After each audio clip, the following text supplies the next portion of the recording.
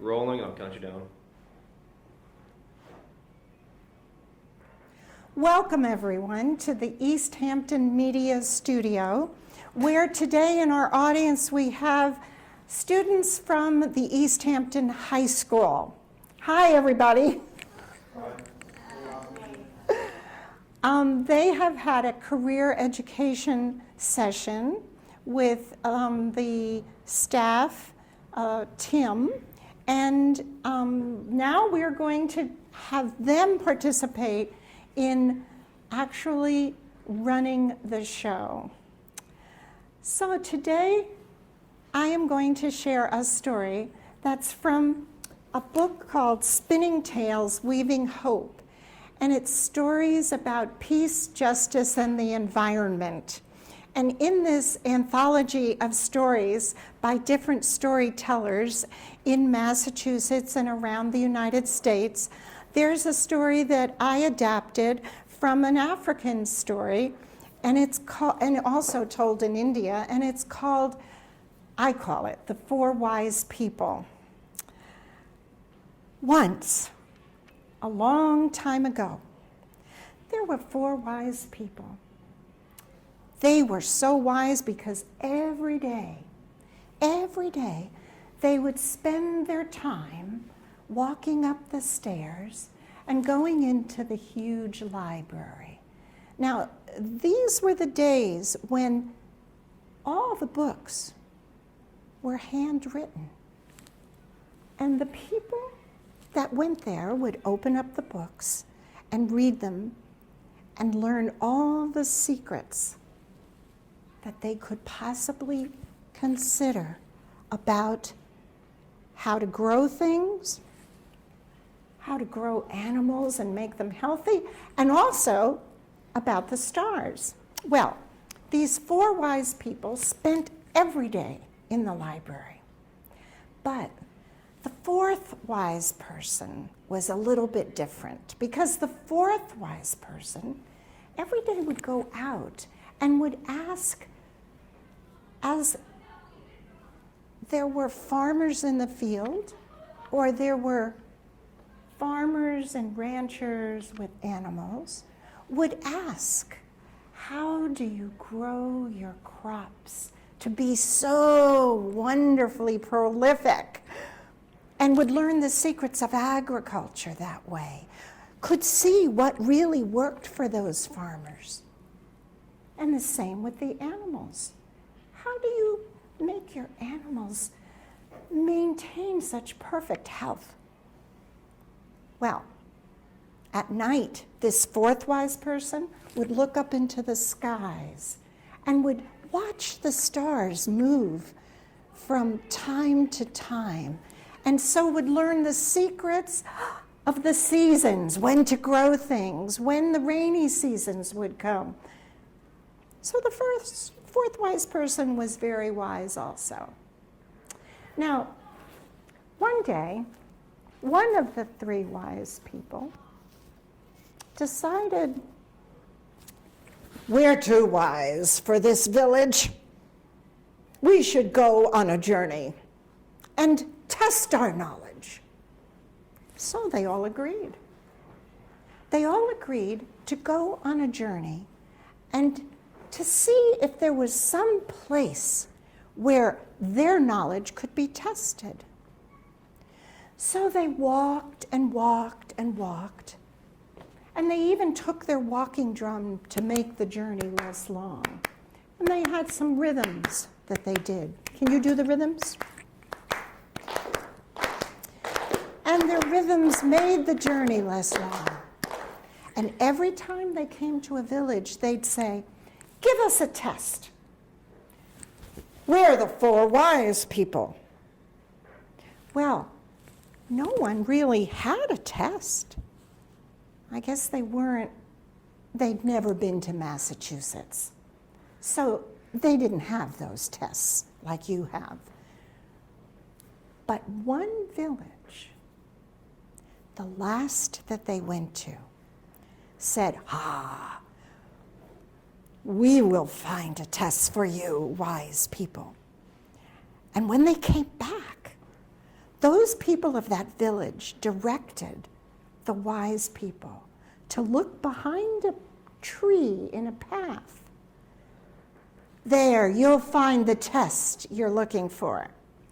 So when the wise people went down and looked behind this tree, there they saw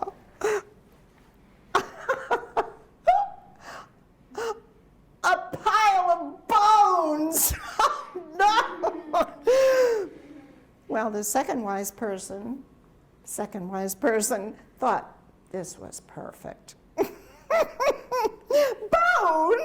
Bones? Why, that's very simple to solve. That's no test at all. With my knowledge of kinesiology and anatomy, oh, we shall put this test together right quick. And so that second wise person began to pick up the bones and handle them. Some bones were very long and had bulbs on the end. Oh, that wise person knew that was called what? What was that bone called? The femur bone, right, the thigh bone. And so that wise person put it down and found several of those types of bones. Then there were littler bones, thinner bones with little bulbs on the end.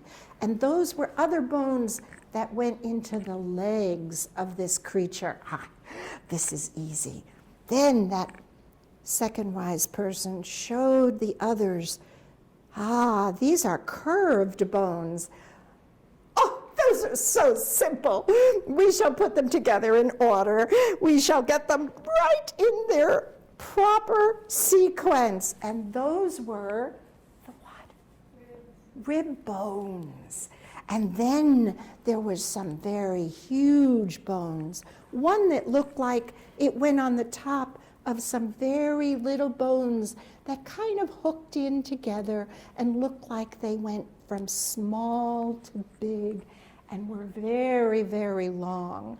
And those were the what? Vertebrae. Yes, they were the vertebrae. And they hooked them all together so that they went from a larger one right down to a very small one, the spine. And then the big bones went on top and in the middle where the hip bones were. And before you knew it, the second wise person had helped the four wise people put together the beautiful skeleton of a tiger. Ha! There, now we're finished, said the second wise person. I knew it. Oh, no, not at all, said the first wise person. We need to do more for this test because we need to flesh it out with skin and fur. And so the second wise person began to flesh it out with skin and fur, and then with kinesiological information began to flesh it out with organs that were inside, because there were many organs that needed to be in there. We are going to make this look just like the tiger it once was. And so they found the organs, they created these organs. What organs did it need? What organs did it need? A stomach? Yes, you're right. They needed a stomach. What other organs did it need? A liver, yes. What other organs did it need? A heart, yes. What else? Lungs, it needed to breathe. It's going to look just like the tiger it was. And by the time a day had passed, they had completed not only the outside of this skeleton, but the inside, where this skeleton would have had organs. Well, the second wise person was sure they had finished by then, and the first wise person thought that was the end also. But the third wise person wasn't so sure at all. The third wise person came over and said, well, you see, we haven't really finished this test because with my knowledge, we shall breathe the breath of life into this creature and become famous. We shall become so famous, we will go down in the annals of scientific history. We will be in the library. And so the three wise people that had almost put it together decided to breathe the breath of life into the creature. And they set to work. They began, under the instructions of the third wise person, who was way beyond his times, they began to hook this creature up with electrodes and wires to big magnetic structures and to electronic things that they got energy from who knows where. And so the fourth wise person at this point said, excuse me, I don't think that's a very wise thing to breathe the breath of life here in this clearing into the tiger. And the other three wise people said, well, of course we're going to go down into the annals of scientific history. Oh, the fourth wise person just said, well, if it's all the same to you, I'm just going to go and climb this tree. And I'll wait for you up there. And so the fourth wise person climbed the tree, thinking that's not a very wise thing they're doing, climbed up the tree, went out on a branch, and just kind of sat on one branch and hung over that little scene and watched. And while the fourth wise person was up there watching, down on the ground, the third wise person, with the help of the second, pushed that lever. And the lever made an amazing sound. It was like electric magnetic energy. And it was a, ooh, can you make that sound? Ooh.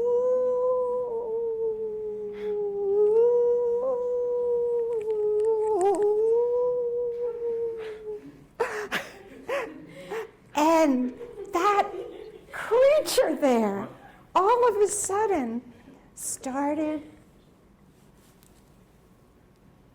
to move its shoulders. And then very slowly, it started to circle. Those three wise people on the ground. They were congratulating themselves. We're going down in scientific history. And that tiger just kept moving until all of a sudden, there were no more wise people on the ground. There was only one wise person left. And she was up in a tree. She was looking down. She didn't dare come down from that tree. Not until that tiger had lumbered up the hill and disappeared down the other side. And then, and only then, did she dare come down from that tree. taking with her the most important wisdom of all. And that, my friends, is the wisdom of our common sense. And that is the story from the old, old days of Africa, and it's told in India, and now it's in Spinning Tales, Weaving Hope. And that is the story of the 4 wise people. Thank you very much.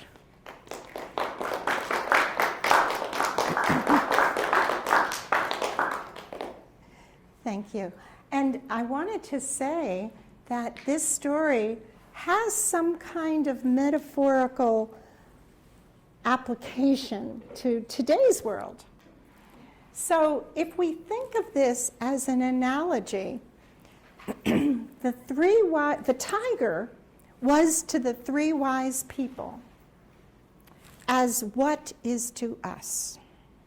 Now think about the analogy, okay? What did the tiger do to the 3 wise people? Slayed them. Slayed them. Yes, slayed them. How else could you say it? What else did they do, that tiger do to the 3 wise people? Ate them. Slayed them, ate them, whatever words you want to use. Those 3 wise people on the ground were destroyed, right? There were no more wise people on the ground.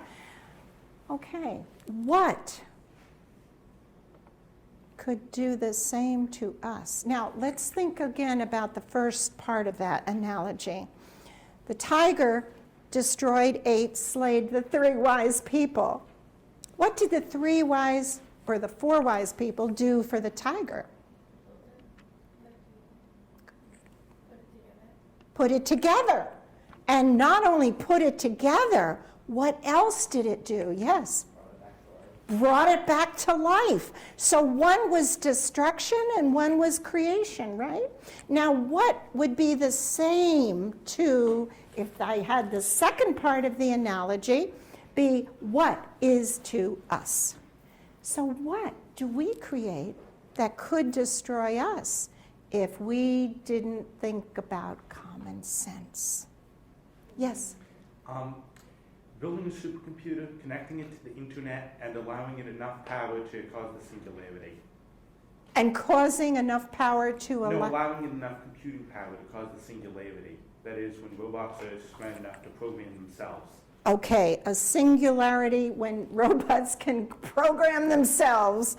Okay, what else do we create? Yes? That. A nuclear bomb, of course. If we don't think ahead about ways to avoid what the devastation of a nuclear bomb, that takes a lot of common sense and knowledge, doesn't it? Right. Now, the 3 wise people on the ground had the knowledge, but it looks like they didn't have the common sense, when they brought it to life, in a clearing. Okay, the 4th wise person got up in the tree. So what else, one more, what else do we create that could destroy us if we don't use our common sense?